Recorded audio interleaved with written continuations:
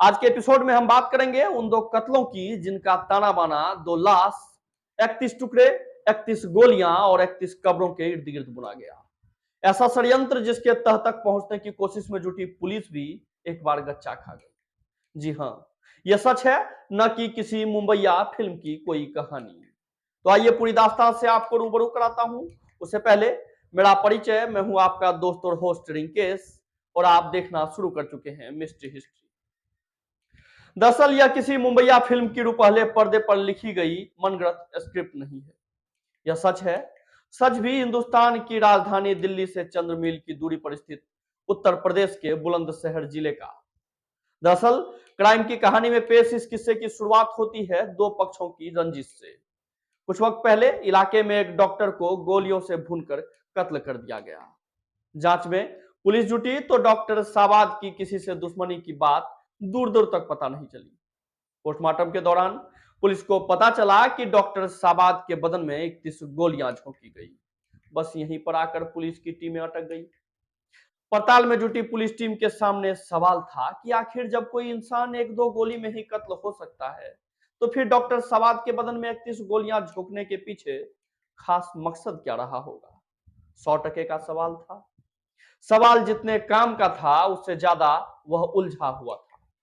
हाँ, पुलिस ने अपने जहन में उभरे इस सवाल से पड़ताल की दिशा टिटोल ली थी। मसलन एक इंसान के बदन में कोई इतनी गोलियां चिरकर या रंजिश से ही मारता है, वरना कत्ल तो एक दो गोली में भी हो सकती है।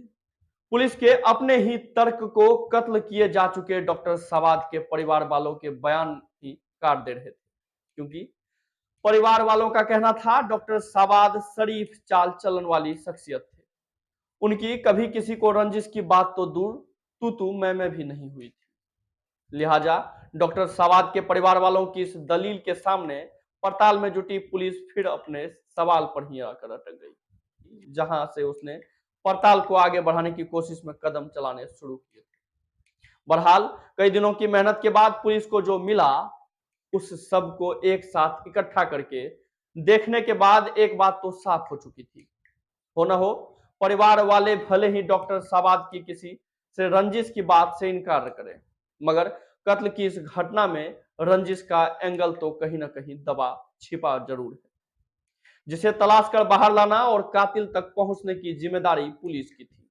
कहते हैं ना कि हर जगह अपराधी पास होता रहे, मगर एक जगह पर जाकर वो हारता जरूर है। उसी मुकाम पर पुलिस किसी भी पड़ताल एजेंसी की जीत लिखी होती है। हुबहू ऐसा ही हुआ बुलंदशहर के डॉक्टर साबाद हत्याकांड के खुलासे में।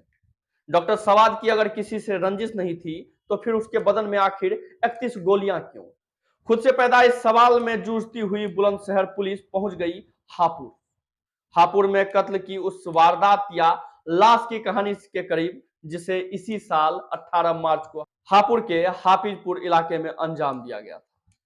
पुलिस ने हापुड़ के हाफिजपुर इलाके में हुए उस कत्ल की कुंडली खंगाली तो उसके तार बुलंदशहर में कई किलोमीटर दूर डॉक्टर साबाद हत्याकांड से मिलने लगे। पता चला कि हापुड़ में जिस इरफान नाम के शख्स का कत्ल इसी साल 18 मार्च को किया गया, उसकी लाश के भी 31 टुकड़े किए गए थे। उस 31 टुकड़े के लिए हत्यारों ने अलग अलग स्थानों पर 31 ही कब्र यानी गड्ढे का इंतजाम करके उन 31 टुकड़ों को दफन कर दिया था।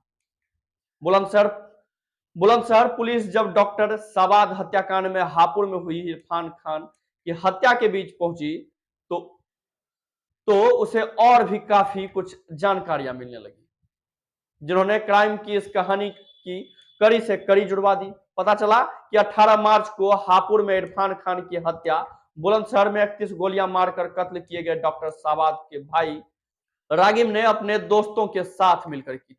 इरफान के लाश की भी कातिलों ने 31 ही टुकड़े किए थे। उन टुकड़ों के हत्यारों ने अलग अलग जगहों पर 31 गड्ढे यानी कब्र खोदकर दफन किया था।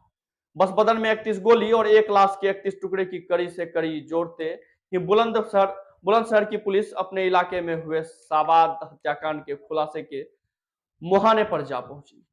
डॉक्टर साबाद हत्याकांड की पड़ताल में जुटी बुलंदशहर पुलिस को पता चल गया कि डॉक्टर साबाद के घर वालों ने जिन 4 लोगों के नामजद करवाए थे, वे सभी हापुड़ में इसी साल 18 मार्च को कत्ल किए जा चुके इरफान के भाई थे। वह इरफान जिसकी हत्या में डॉक्टर सावाद के भाई और उसके दोस्तों का नाम आ रहा था। पुलिस ने 31 कब्र, एक लाश के 31 टुकड़े और एक शख्स के बदन में 31 गोलियों की तो कड़ी से कड़ी जोड़ ली, लेकिन इसके बाद भी सभी कातिल की गिरफ्तारी नहीं हो सकी। गिरफ्तारियों के लिए बुलंदशहर पुलिस राष्ट्रीय राजधानी क्षेत्र में अभी तक अपना जाल बिछाए हुए। तो आज की कहानी में बस इतना ही। मिलते हैं जल्द अगले एपिसोड में, तब तक के लिए जय हिंद।